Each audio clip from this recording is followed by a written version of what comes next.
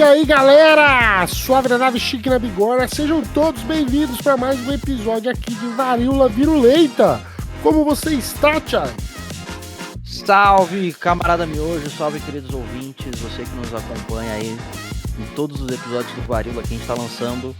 E hoje a gente vai voltar mais uma vez com o nosso episódio aí temático de todo mês, né? Pelo quarto mês consecutivo já, miojo, que a gente tá com resposta virulenta?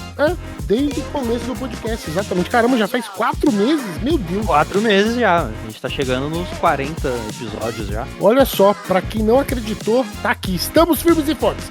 E se você ainda não seguiu a gente nas redes sociais, sigam a gente nas nossas redes sociais, no nosso Instagram e no nosso TikTok. E saiba também que esses episódios são todos postados no YouTube. Se você acha mais agradável escutar pelo YouTube, sinta-se à vontade e vá lá também seguir o nosso canal Varíola Virulenta. Nas redes sociais a gente tem atualizado as redes sociais com resumos e cortes interessantes sobre os episódios que a gente lança. Então, é um lugar bacana para você ficar 100% informado. Outro ponto super importante aqui para falar para vocês é que se você tiver a vontade de dar um apoio financeiro para esse podcast, você pode entrar na nossa plataforma do Apoia-se /Varíola Virulenta, que está aqui marcado na nossa descrição, para poder conhecer um pouco da nossa iniciativa no Apoia-se. Exatamente, né, meu? A gente também tem um Apoia-se aí, que é essa forma de você demonstrar um apoio financeiro, se for possível, se estiver dentro do seu orçamento. Aí a partir de R$5, né, meu? De 5 até 100 conto. A gente tem ali também uns tiers com umas recompensas, né? A ideia é que a gente quer que o Varíola cresça, né? Que ele seja uma voz aí da comunicação pessoante das que a gente já tem, né, no mercado. Então, todas essas ferramentas aí, apoia-se, são formas de a gente manter esse trabalho, crescer e se profissionalizar, né? Não que não sejamos profissionais, mas imagina o Varíola com um estúdio. Exatamente, com vídeo, né? Com uma mesa, porra, ia ser incrível. Se você tiver na disponibilidade financeiramente para poder colaborar, ajude-nos. Mas saiba também que o seu apoio de estar aqui ouvindo e compartilhando esse podcast também é de grande importância para nós, beleza? Fora isso, iremos iniciar mais um episódio aqui do Famigerado Respostas Virulentas.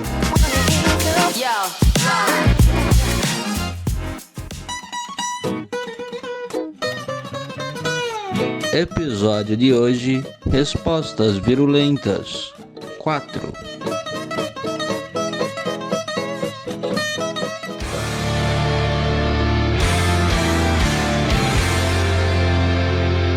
Estamos aqui nesse episódio, que é o episódio que tem mais engajamento, ou um dos que tem mais engajamento da galera, porque o pessoal gosta de saber não só os nossos episódios temáticos, né, sobre assuntos específicos, mas também dos episódios que damos simplesmente as nossas opiniões. E esse daqui é ele. É esse o momento para isso.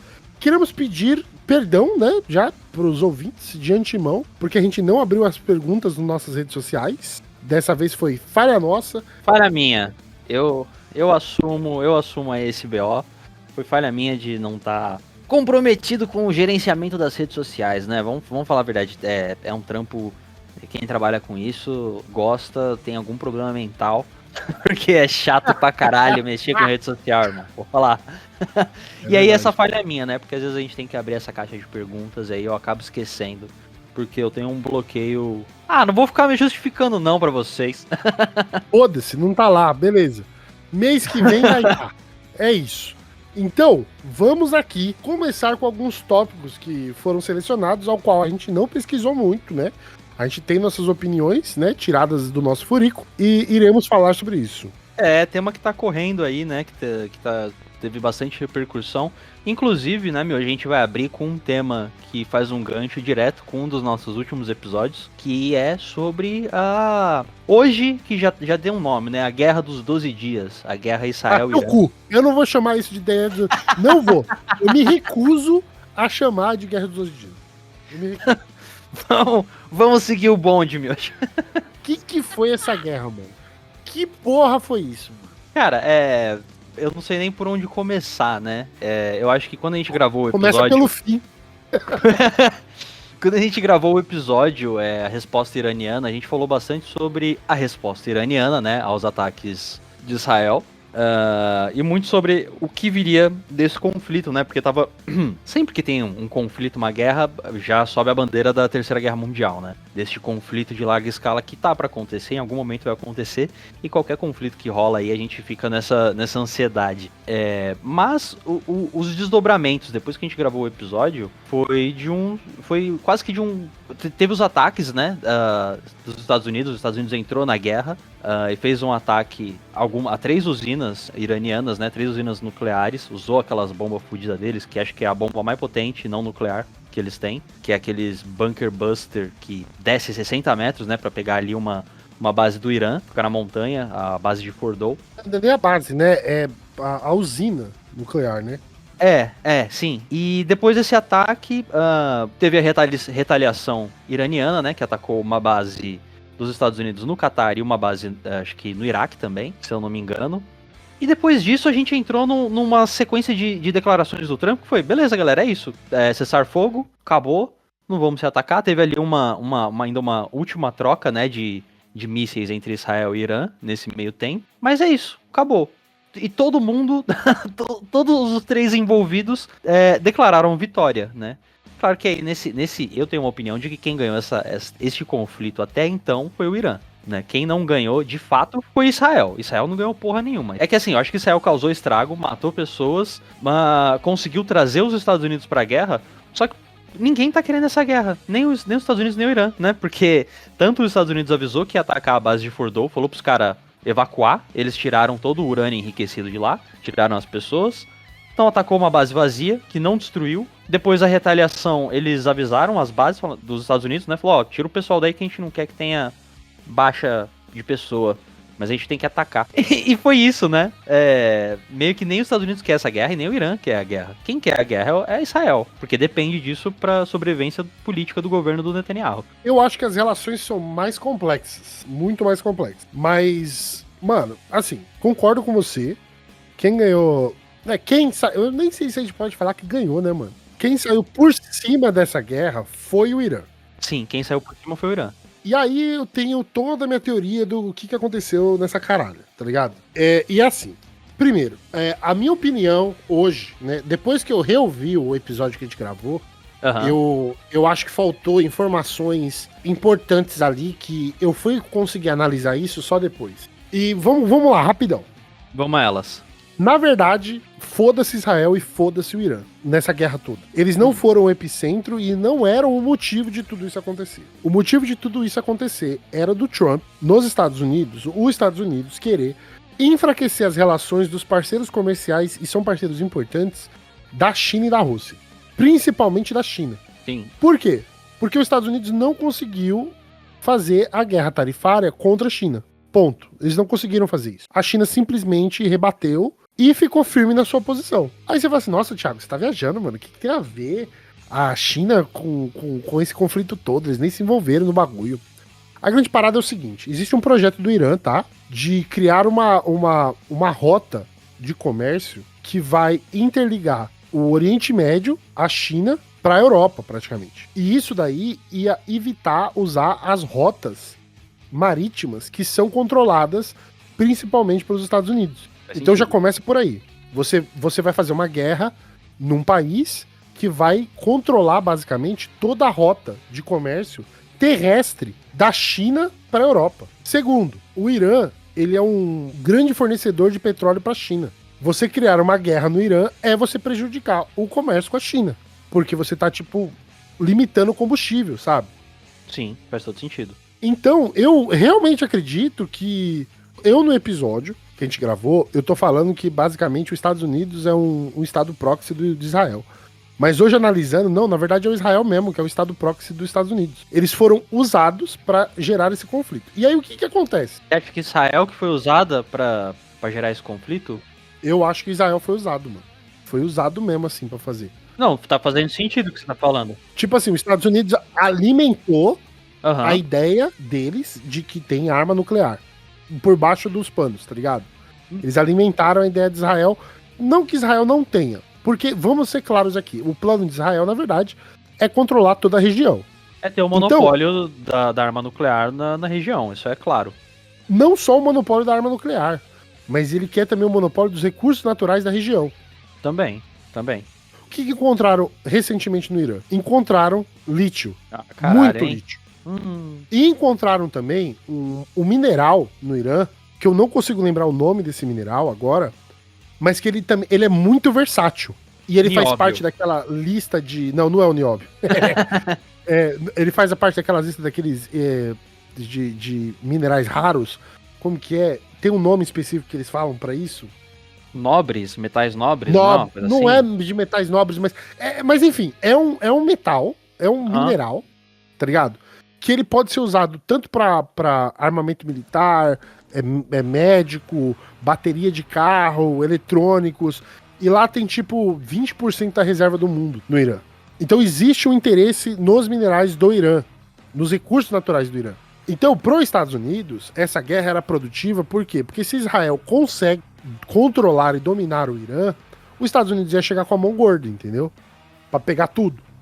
Porque é o que os Estados Unidos faz. Aí vem a reviravolta. E qual que foi a reviravolta? O ataque dos Estados Unidos nas usinas nucleares, que você mencionou. E aí, depois dos ataques, principalmente na maior usina, que é nas montanhas, que você... esqueci o nome. Fordow. Eles jogaram essas bombas do caralho, as bombas entraram, né, os anti-bunker lá, os bunkbusters, que eles usaram. Mas, mano, sério, o que aconteceu lá? Nada. Não aconteceu nada. Você vê só os buracos no chão. Mas o que teve de impacto realmente na usina nuclear? O que é engraçado é que logo depois dos ataques, o Trump ele deu uma declaração falando que tinha sido um ataque muito bem sucedido, o primeiro da história do tipo. Realmente, né, essa bomba nunca foi utilizada antes, mas quando a gente viu as imagens, a gente consegue ver claramente, né, que foram utilizadas 6 dessas bombas, e a gente vê 3 furinhos aqui, 3 furinhos ali, e do lado tá a base inteira, e não existe nenhum indício de que as instalações foram destruídas, né? Não. Inclusive, o Pentágono falou que parece que não. Parece que não destruiu. Então foi o quê? Foi um espetáculo, né? Foi só um show-offzinho do Trump. Então, essa que é a grande questão. Porque a notícia que eu vi, se eu não me engano, e foi na CNN, hein? Que nem é o centro de notícia mais, como que eu posso dizer, confiável. Assim, sim. Porque eles são meio direitistas assim. Sim. Eles falam, mano, que não teve impacto nenhum, cara. O dano foi basicamente nada. A inteligência dos Estados Unidos prevê que, tipo, o ataque não deu em nada. Porque não teve nenhum tipo de vazamento, né? Nada, não mudou nada na região. Não mudou nada na região. O ataque não teve nenhum efeito prático, assim, objetivo. Praticamente nada aconteceu. E aí o que acontece, gente? Com nada acontecendo, né? Que é o mais importante que é isso. Nada aconteceu. Então, se nada aconteceu, e os Estados Unidos usou, teoricamente, a única arma que eles tinham pra poder destruir a planta nuclear, e nada aconteceu, o que os Estados Unidos sobrou pros Estados Unidos? Mano, acabar com a guerra, cara. Porque não tem o que fazer. Tem como entrar por terra. Assim, entrar por terra é loucura, né? Porque o Irã é loucura total. É uma fortaleza natural, assim, muito foda de você ultrapassar, principalmente pela geografia do país, né? Que é só montanha e deserto. Exatamente. E aí você tem o custo da guerra. Tem o custo também, que não tem como... Ou assim, o governo americano ele não tem como arcar com essa guerra, velho. Não ia ter como bancar. Teve a frase do Trump agora, né? Que ele falou que, na verdade, o Israel sofreu bastante, né? Com os ataques. O Trump falou isso. Israel sofreu bastante com os ataques e não sei o que, bababá. Então, na verdade, todo mundo ganhou nessa porra e ninguém ganhou, sabe? Tipo isso. Porque ele realmente sofreu. Porque os ataques do Irã mostrou o quão fragilizado é a defesa de Israel. Mostrou que não é intransponível, né? Que aquele domo de ferro e os sistemas de defesa antiaérea não são impenetráveis, né? Não, tem exatamente. muita falha e foi muito fácil pro Irã, né, conseguir mostrar essa falha. E assim, essa guerra, que a gente não sabe se teve um fim aí, o Trump já nomeou de guerra dos 12 dias. Muita gente já tá chamando. Mas olha só, se acabar aqui e não tiver mais nada, o que eu particularmente não acredito, porque eu acho que Israel é um estado pária terrorista que tá fazendo guerra no sul do Líbano, tá querendo guerra com o Iêmen, tá querendo guerra com o Irã, com a Síria.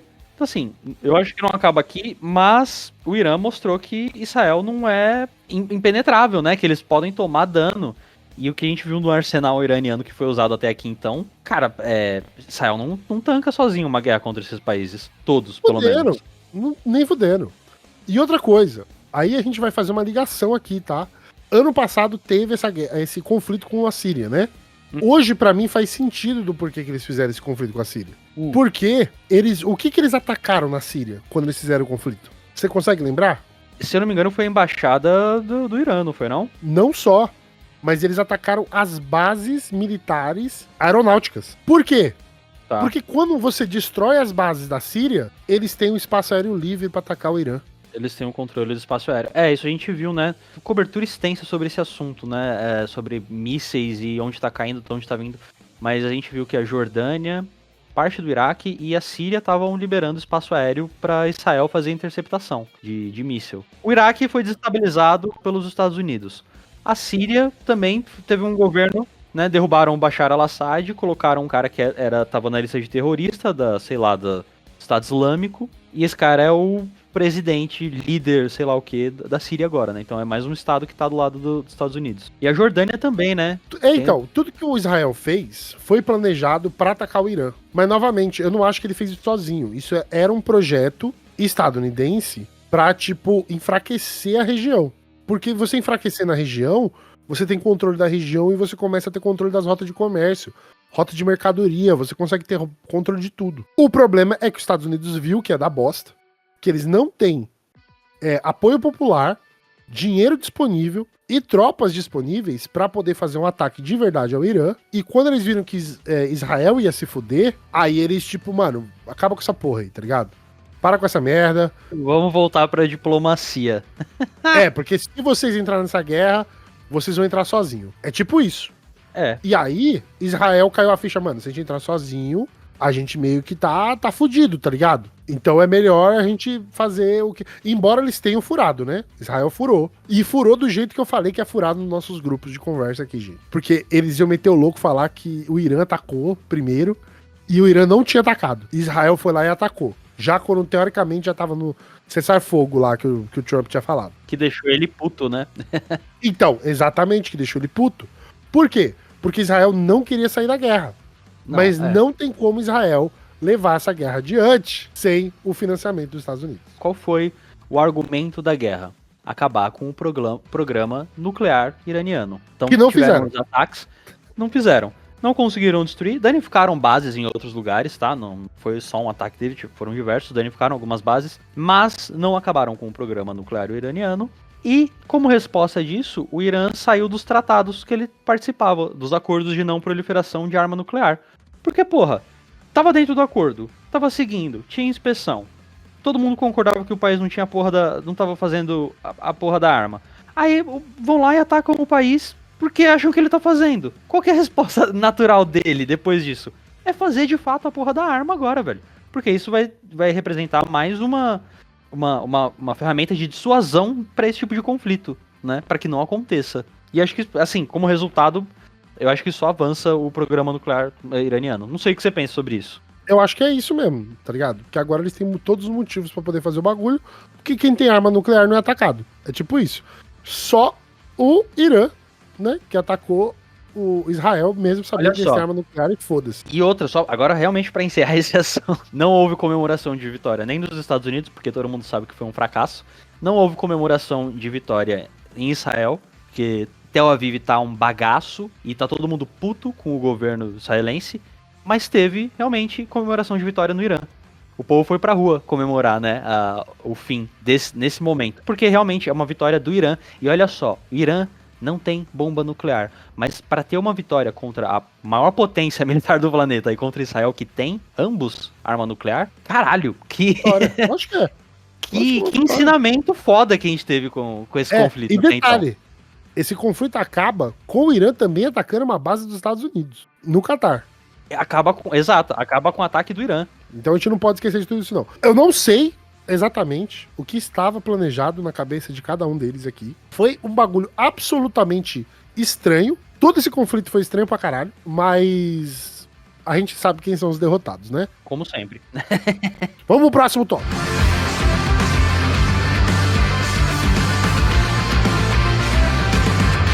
E né, a gente tá saindo do assunto da guerra, a gente vai falar agora de uma tragédia que a gente acompanhou nos últimos dias, né, nos últimos 5, 6 dias, que foi o caso de uma brasileira, né, que tava fazendo um mochilão, parece, na Indonésia, a Juliana Martins, se eu não me engano é o nome dela, de 26, 27 anos. Marins, né? Juliana Marins. E infelizmente ela tava fazendo uma trilha aí com uma galera que ela não conhecia, né? Que é muito comum quem vai fazer mochilão sozinho se encontrar com o pessoal que também tá nesse rolê, né? E se junta e vai. Aí eles iam subir um monte, um vulcão, parece, na Indonésia. E teve vários erros nesse processo aí. Mas o que acabou que aconteceu foi que a menina caiu da trilha, caiu da montanha lá no vulcão e começou o drama do resgate, então, dela, né, que acabou aí, quem acompanhou sabe que, infelizmente, ela veio a falecer nesse processo. Mas o que você tem a pensar sobre isso, Miojo? Sobre esse acontecido, que é uma, querendo ou não, né, velho, é uma fatalidade, mano. Porra, é triste pra caralho. É triste pra caralho a gente acompanhar esse tipo de história, mais pelo sofrimento da pessoa, eu acho, que, né, tá entre a vida e a morte, a gente não sabe bem como é que ela tá, mas, porra, é foda, né, mano? Porque, assim, eu acho que eu e Miojo temos opiniões muito parecidas, mas eu vou deixar você falar, Miojo. Eu acho que é uma fatalidade do que aconteceu, porque foi negligência ali foi negligência da equipe mesmo. Mas é que assim, você tá num vulcão, né? Não é, eu acho que o melhor lugar do mundo pra você ir fazer um rolê. Então, existem os riscos envolvidos no bagulho. Exato. E aí você abraça a causa se você quiser. E, sabe, é isso. Ela abraçou e faz parte do rolê. Porque, assim, existe a diferença entre você viajar no mundo e existe a diferença de você viajar para lugares que são perigosos por aventura radical. São duas coisas diferentes. E a gente pode aqui até citar a parada dos balão, né? Que pegou fogo aí também no Brasil. Também teve aqui, sul. né, um caso que morreu, acho que mais de 8 pessoas, não sei, perderam a vida. E são recorrentes os acidentes. Parece que esse é o único que aconteceu, mas não, viu, Chay? Eles aconteceram já outros acidentes. Cara, o que eu penso? Eu penso sobre esse tipo de atividade, né? Eu não acho que o problema seja a pessoa estar sozinha, embora é um risco, não tem como negar, né? Se você não ter alguém ali, um apoio, pra prestar um apoio a você.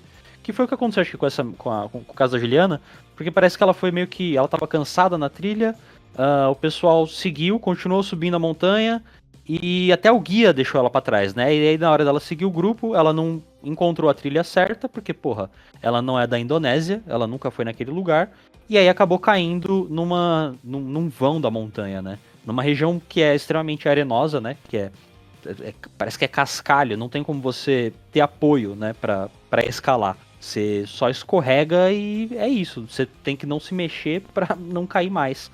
Só que, né, você cai de uma montanha, você tá todo machucado, a gente não sabe qual foi a extensão dos machucados que ela sofreu, né, com a queda. Mas o que a gente viu é que ela foi escorregando. E, cara, porra, que tristeza, né? Teve uma negligência acho que do pessoal da trilha. Mas é isso, você tá fazendo uma atividade de alto risco. É igual quem pula de asa delta, quem pula de paraquedas. Cara, qual que é o que acontece se der uma coisa errada? Você morre. É isso, sabe? É igual você andar de moto sem capacete. Se você bater, sua cabeça é o para-choque. Não, porque é um erro. Mas você entende que é só um erro acontecer. Tanto com a coisa do balão, né? O caso do balão foi que começou um incêndio e o extintor não estava funcionando. Então, o que acontece com isso? Pô, pega fogo, queima. Não tem o que fazer. Né? É um erro pra dar uma coisa. Mas quando você vai fazer uma atividade dessa, porra, você tá sabendo que se tiver um erro, é a sua vida. E você assina um termo de responsabilidade. Que é o que aconteceu no caso dela. Ela também assinou um termo de responsabilidade. Que é isso, velho? Triste pra caralho, mano. Mas é uma fatalidade, velho. Acontece, né? A gente tá sujeito a esse tipo de coisa na vida normal. Imagina você subindo um vulcão. Ou você subindo um balão.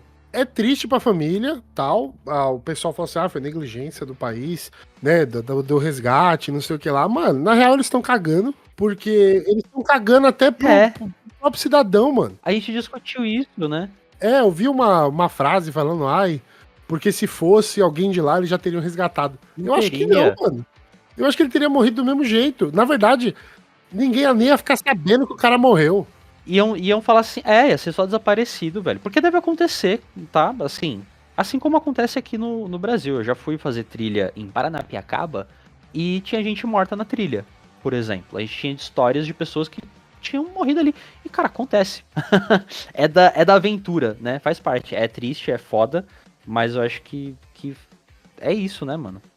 E tem outro caso, né? Você falou se fosse alguém de lá, eles... É isso, não, talvez ninguém ia ficar sabendo. E tem outra coisa, né? Que aí é um ponto que eu vou problematizar essa questão. Que é, se a Juliana Marins fosse uma mina branca, loira do olho azul, talvez ela estivesse viva agora. Tá ligado? Também acho, porque a repercussão é outra. Total. Eu pensei nisso também. A repercussão é outra, o drama vai ser outro. Então, assim, tem uma questão aí de pele, né?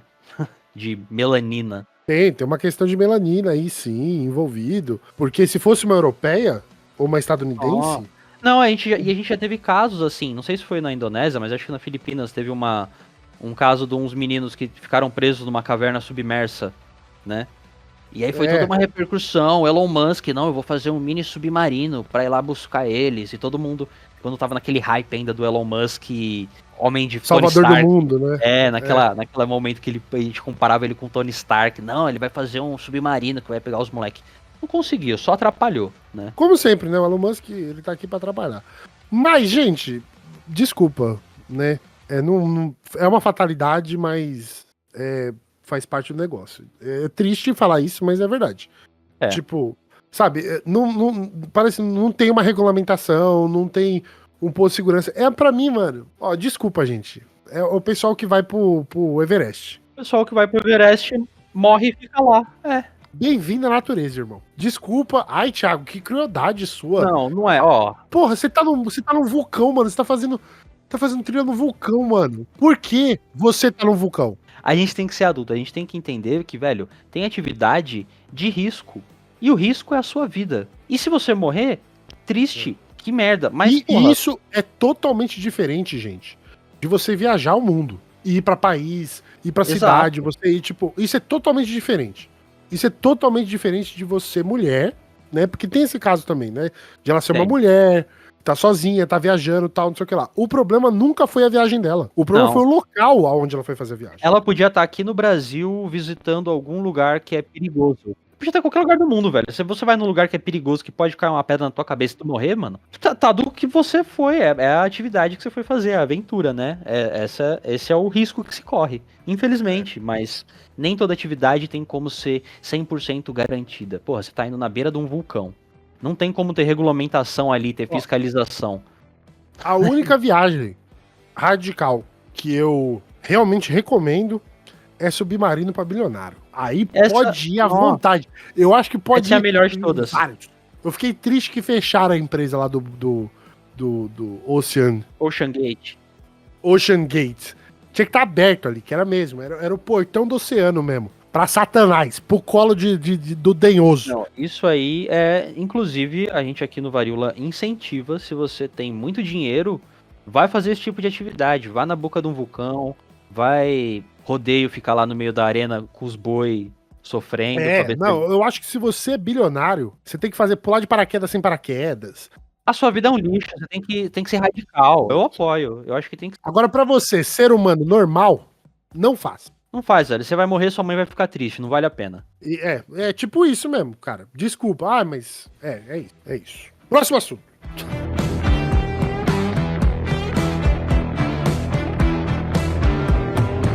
A gente chegou no Brasil, né, Miojo? A gente chegou aqui, a gente passou um tempo aí no Varíola falando de muitos temas internacionais, sobretudo guerra e conflito e genocídio.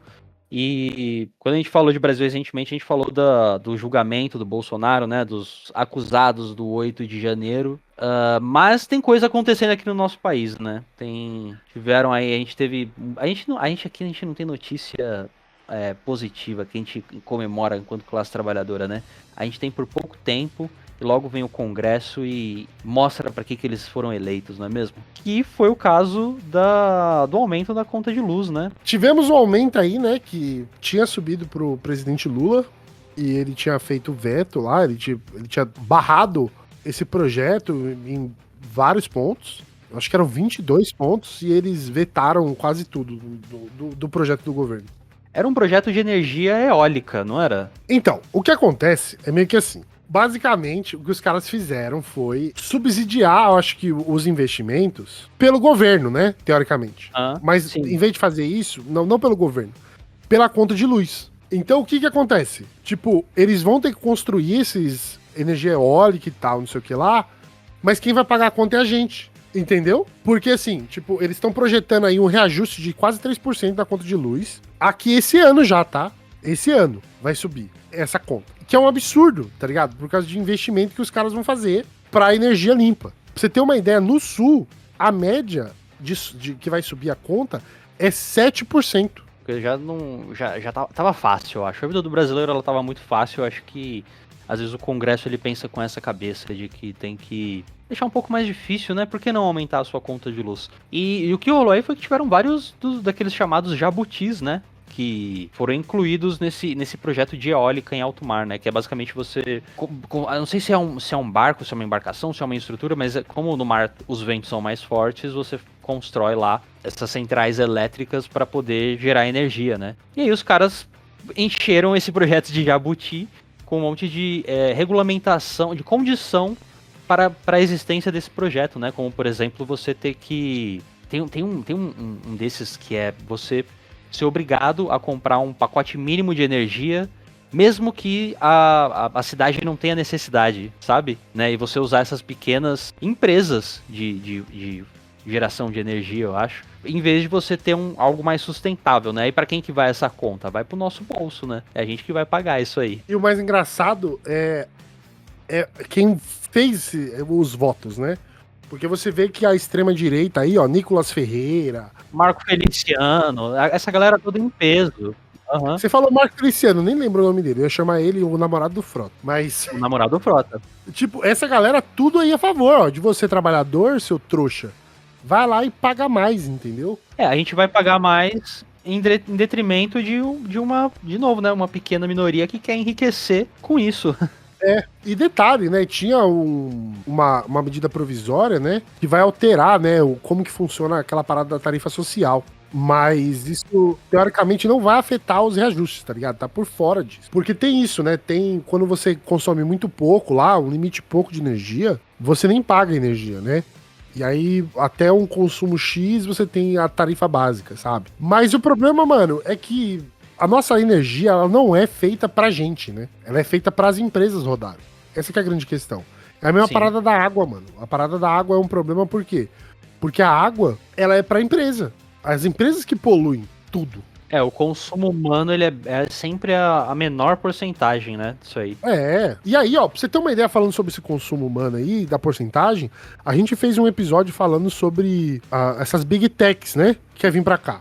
E aí, depois disso, eu tava lendo, depois desse episódio, essa semana eu me deparei com uma reportagem falando sobre um data center que vai ser construído no Rio Grande do Sul, onde teve enchente, que por acaso tá tendo de novo, né? Agora, nessa época do ano. Tá bem fora da época de chuva, mas tá tendo enchente de novo. Agora em junho de 2025. Mas os caras vão construir lá uma Big Tech gigantesca, vai ter um investimento lá de não sei quantos bilhões. Mas a população nem sabe que o bagulho vai construir lá, mano. Não tem benefício social. O investimento é um investimento de bilhões sem o retorno social disso, cara. Então esse dinheiro vai pra quem? Se vai gerar quantos empregos? Que é o debate que a gente fez naquele episódio, né? Porque se a geração de emprego é uma geração ínfima de emprego, por uma infraestrutura que vai arrecadar não, arregaçar os recursos naturais, foda-se, tá ligado? E o governo do Rio Grande do Sul assinou esse contrato aí com uma empresa lá que vai criar um data center, mas a população, mano, que se foda, tá ligado? Que se foda, mano. Que é outro problema também. E aí vai ter que ter energia pra esse data center, vai ter que ter infraestrutura pra esse data center, vai ter que ter tudo, que não tem pra população. Aí é uma escolha, né? Uma escolha muito dura que o Eduardo Leite vai ter que fazer, né? Se ele favorece as empresas de data center ou se ele favorece a população, né? Vale lembrar que quando teve as enchentes ano passado lá no Rio Grande do Sul, ele falou, né? Pro pessoal não mandar muita água, não mandar muita coisa, porque senão você podia prejudicar o comércio local. O Eduardo Leite também, com o caso das enchentes, né? Acho que eu não estou enganado, mas ele contratou uma auditoria holandesa para vir com uma solução para as enchentes. E sabe qual foi a solução, Miojo? Saco de areia. Saco de areia. Pra barrar água. Você paga milhões do dinheiro público para uma empresa holandesa fazer uma consultoria de como se prevenir para enchente.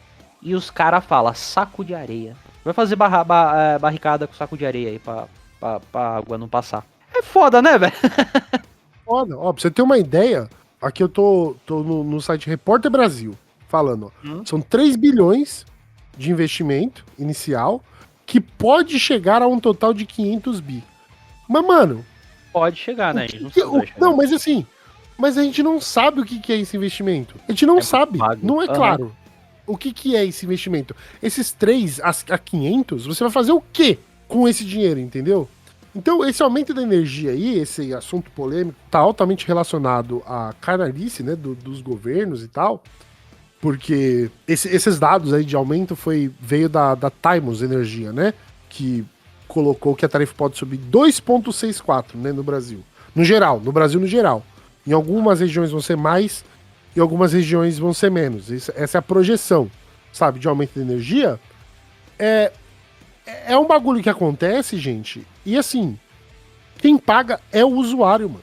Por isso que a privatização da energia, ele é um problema no Brasil. Ele é um problema em qualquer lugar do mundo. O Brasil, mano, tá nessa parada ainda, cara, da década de 90, de querer privatizar tudo. Mano, você quer privatizar... Ai, porque as empresas privadas, elas gestam menor. Olha o problema do petróleo que tá rolando aí no norte, mano. As refinarias privatizadas, cara, elas abaixaram a produção pra subir o preço do combustível. Porque o que passa a determinar aí não é mais o serviço prestado à sociedade, é o lucro privado da empresa, porra. E a empresa, ela quer que você se foda, cara. Por que você se foda, exato? Se você tem um carro e você precisa usar o carro, você precisa comprar gasolina, você precisa comprar combustível. E se quem fornece o combustível sou eu, foda-se. Eu não vou fazer milhões de litros por dia. Eu vou fazer 1.000 litros por dia. E foda-se. Os caras têm capacidade de produzir mais, mas eles não produzem pra subir o preço, porque isso é empresa privada. Empresa privada quer saber de lucro. Ela não quer entregar pra você qualidade no serviço. Ela quer entregar pra você o serviço com o menor custo possível.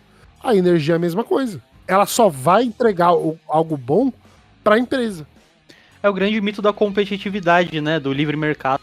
De que se você tem livre mercado e você tem as empresas livres para concorrer, elas vão te oferecer o melhor produto. Que é um grande mito, né? O que elas vão fazer é transformar o produto num lixo para concorrer, para ter concorrência. E você que se foda, né? Você você é só grana. De você a gente só quer a grana. Mais nada. Então vai aí, trouxa, você que fica votando em político pra privatizar as coisas, você só tá fudendo a sua vida.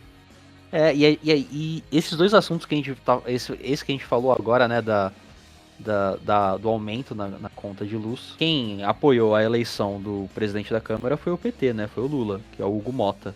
E ele também foi quem nomeou um cara chamado Gabriel Galípolo pro Banco Federal, né? Pro Banco Central. Com o apoio do PT, né? E a ideia era que o Galípolo não fizesse como seu antecessor, que tinha sido nomeado pelo Bolsonaro, mas a ideia era que ele abaixasse a taxa da Selic, né? Não aumentasse, mas parece que não foi isso que ele vem fazendo, né, meu? Já que só nesse ano ele já aumentou 4 vezes a taxa da Selic, que foi de 14,75, se eu não me engano, agora para 15%. Né? O que isso quer dizer pra gente, né? Que a gente tá falando aí de que a conta de luz vai ficar mais cara graças ao Congresso, que quer botar na nossa bunda. O problema antes era o Campos Neto, né? Campos Neto, isso. O Bolsonaro tinha colocado o Campos Neto e a taxa tava alta e tava tudo se fudendo e não sei o quê. Agora a gente tem o Galípolo que tá seguindo a mesma orientação. Mas por que eles seguem a mesma orientação? Porque eles são tudo banqueiro, cara. Porra. Todos esses caras aí são banqueiro. E quanto mais alto tiver a taxa Selic, melhor pra quem tá comprando papéis. Quem tá fazendo investimento, quem tá jogando o cassino dos ricos, né? O cassino de Playboy. Tá na bolsa de valores. Pra quem não sabe, a taxa Selic ela é uma referência pra economia nacional, né? E quando ela cai, os juros que são cobrados de consumidores e empresas eles ficam menores. Então você tem mais gente comprando, você tem mais gente investindo. Com isso a economia cresce, cria mais emprego, favorece o aumento de salário. E aí os preços, nesse sentido, eles tendem a aumentar por conta da demanda. Quando a taxa sobe, que é o que está acontecendo, empréstimo e financiamento eles ficam mais caros. É um grande desincentivo, né, para compras e investimentos, e em compensação você tem o crescimento de todo o crescimento da economia, ele tende a ser prejudicado, né, porque você está afetando toda a cadeia. A pessoa vai ganhar menos, vai comprar menos, vai consumir menos, e é isso, né? Os caras foram colocados lá para baixar a taxa e eles estão subindo. Esses investimentos que o Chay tá citando aqui não é investimento comprando ações da Petrobras, gente. É Não. investimento que a empresa precisa fazer, às vezes, para comprar material. A empresa ela faz um empréstimo no banco para comprar matéria-prima, para ela poder gerar produtos, para poder vender no mercado. Se o empréstimo que ele tá fazendo no banco, ele é maior, a matéria-prima é mais cara, consequentemente, o produto é mais caro, consequentemente, vai chegar na prateleira mais caro. O que não mudou na cadeia de produção? O salário do trabalhador. Salário que não aumenta. A única coisa que mudou foi os juros do banco, que ficou mais alto. Para vocês terem uma ideia de do quanto é importante essa taxa tá baixa. E, mano, eu nem sei em quem no mundo tá a 15% de taxa Selic. Porque eu não sei por quem tá nesse nível de taxa. Porque, se eu não me engano, a taxa do Brasil é a segunda maior do mundo. A taxa de juros. Ela só perde pra Turquia, se eu não me engano. E aí o que acontece? A gente tá com juros altíssimos, com uma taxa altíssima. E aí, tá ligado? O que a gente vai fazer com isso? A cada 1%, gente, a cada 1% de aumento na taxa Selic, da taxa Selic, custa pro governo federal 55 bilhões. 55 bilhões. Porque aumenta o custo de pagamento de tudo, principalmente da dívida pública, que é um problema. Então, gente, Banco Central aumentar a taxa de juros é para dois motivos. Sendo que a gente não tá com uma inflação descontrolada. A gente não tá com uma inflação descontrolada no Brasil. O Brasil não tá vivendo um período de inflação em cima do outro. E aí o que acontece? Quando você aumenta a taxa Selic e você vai lá e olha pros títulos da dívida pública pra você comprar, você vai ganhar mais dinheiro com isso. Então imagine, eu sou banqueiro, né? Eu sou do mercado financeiro e eu controlo a taxa Selic. Eu vou comprar, eu vou aumentar a taxa e vou comprar dívida pública. Porque eu sei que eu vou ganhar. Porque o governo federal não tem como controlar isso. Eu não sei, mano. Eu não sou a favor. Eu não sou a favor. Porque, mano, em nenhum lugar respeitado no mundo, economicamente, nesse mundo capitalista, o Banco Central é desassociado do governo, mano. Não faz sentido o Banco Central tá desassociado do governo. E segundo, desassociou do governo e quem tá lá é banqueiro, mano. Não, e essa é mais outro mito neoliberal que a gente ouve muito, né, Miojo? Que é a questão da independência do Banco Central, né? Que é a galera liberal que fica pedindo, falando que o Banco Central tem que ser independente. E a gente para e vê esse cenário e fala, porra, mais independente do que já é, velho? O que tu quer? Sabe? Parece que não pode haver nenhum tipo de controle, de regulamentação, nada sobre o Banco Central. Ele tem que ser essa entidade autônoma que daí funciona. Que daí bota os banqueiros lá e eles vão favorecer quem? Ah, porra, a gente que não é, né? E aí você vê, a primeira coisa que você vê nos bancos é o quê? Ó, mano, invista em dívida pública, compre aqui papéis e não sei o que lá. O banco tá lotando você dessas informações, por quê? Porque, mano, tem gente com muita grana que vai comprar isso, não é gente, mano. Tipo, se você tá ouvindo a gente aí, você tem uns milhões guardados, eu não sei porque você não se inscreveu ainda no nosso Apoia-se. Mas se você não tem milhões guardados, a taxa Selic só vai fazer sua vida ficar mais cara. Não tem... Mano, só vai ficar... E aí você fala assim, ai, mas é que, porra, a comida tá cara, o combustível tá caro, esse governo tá uma bosta, e não sei o que, o governo tá uma bosta, ele tá uma bosta. Mas aí a gente tem que culpar, né, os bois certo. E nesse caso, não é culpa do governo federal, é culpa dos banqueiros que controlam o Banco Central, cara. É isso. Enquanto a gente não mudar essa estratégia, essa lógica, não vai ter progresso pro Brasil. Enquanto o Brasil estiver na mão de banqueiro e latifundiário, o Brasil vai estar fudido.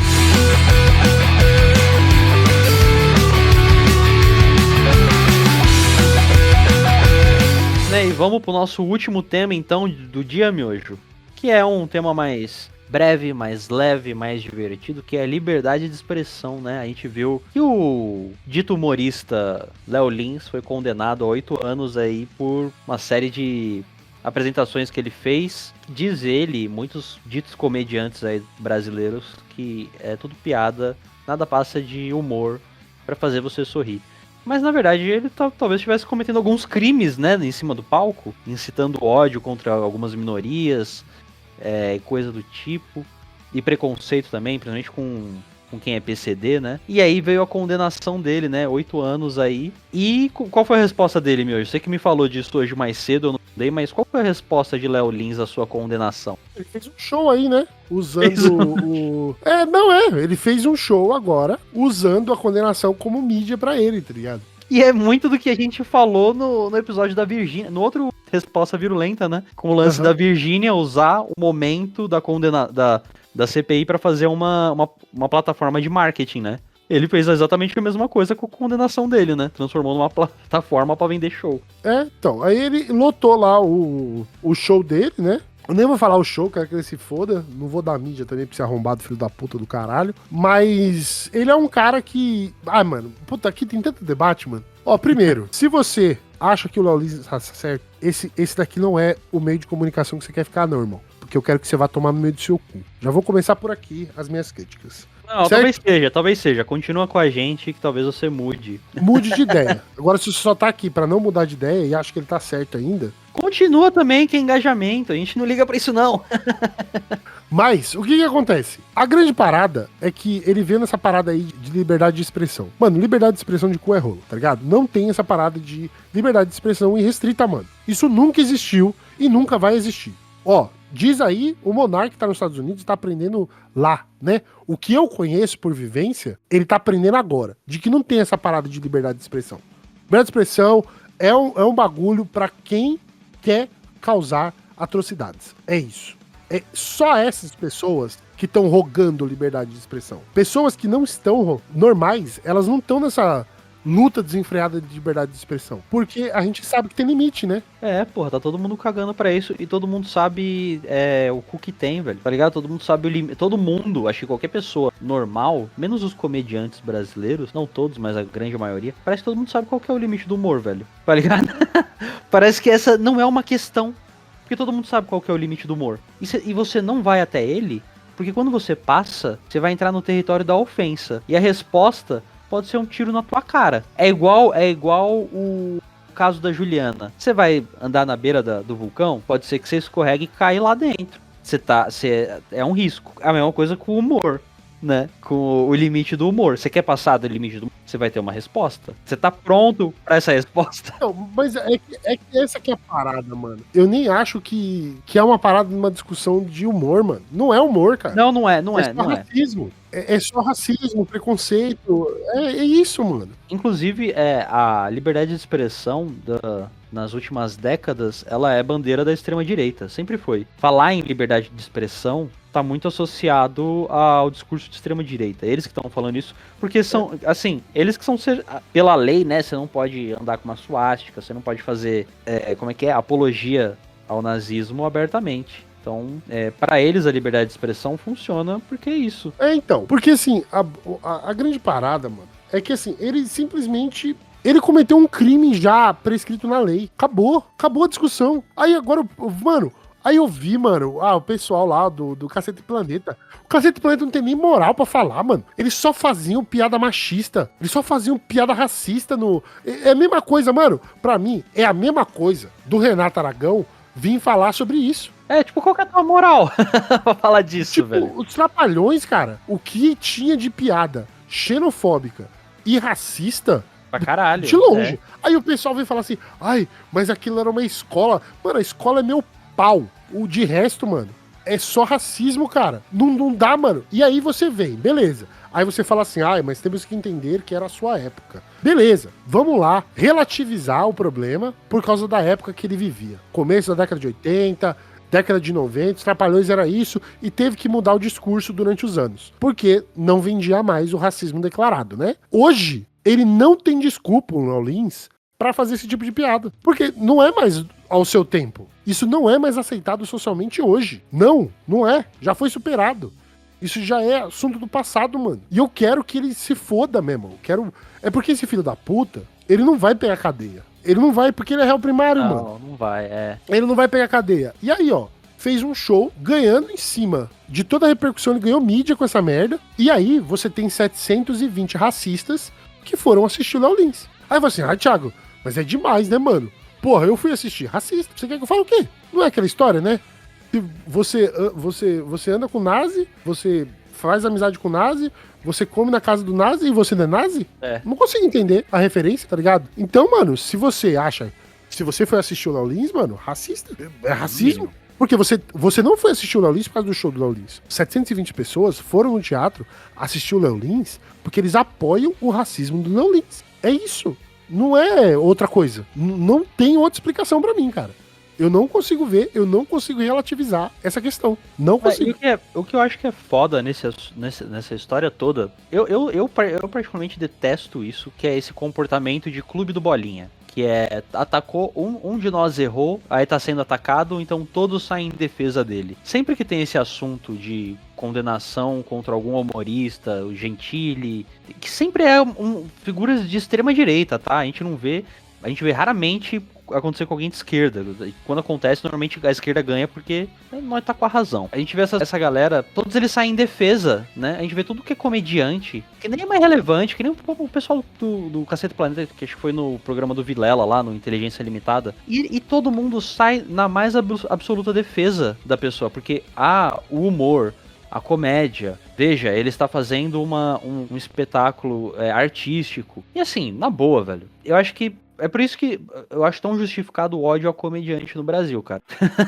Porque parece que eles são os intocados, tá ligado? Eles podem falar qualquer coisa, tudo é piada, é brincadeira. Assim, vocês estão cometendo crime que tá tipificado na lei da porra do nosso país. Vocês têm noção disso? Ah, não, mas é liberdade de expressão. Não, então tome no seu cu, velho. Na boa, vocês eles são os artistazinhos, os floquinhos de neve que pode fazer o que quer, falar o que quer, e acho que é isso, porque eles estão na arte, eles estão na comédia.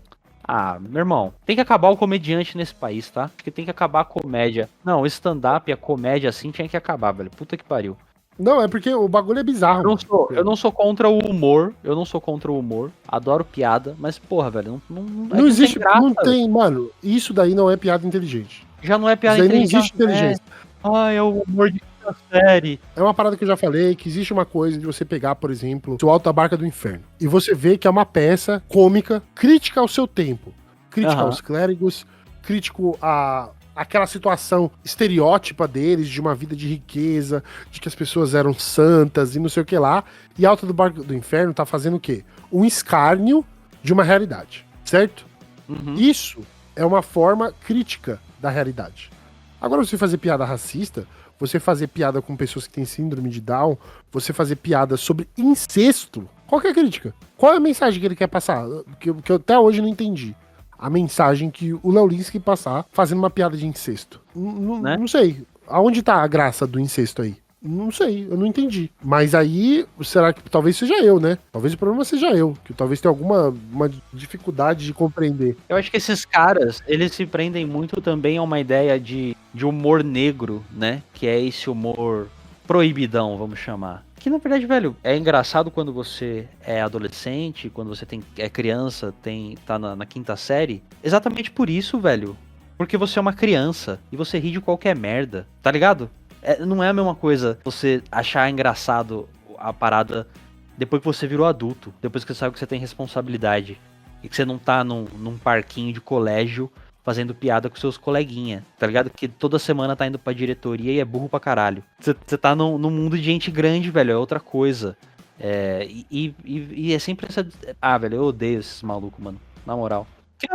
É uma comédia, assim, não é comédia, é simplesmente a pura ofensa que você tenta transformar em comédia, porque você tá num espaço que socialmente ele é visto como, aqui é um clube de comédia, então o cara que tá ali em cima, é aceitável ele falar qualquer coisa, porque aqui nesse espaço a gente dá risada de tudo.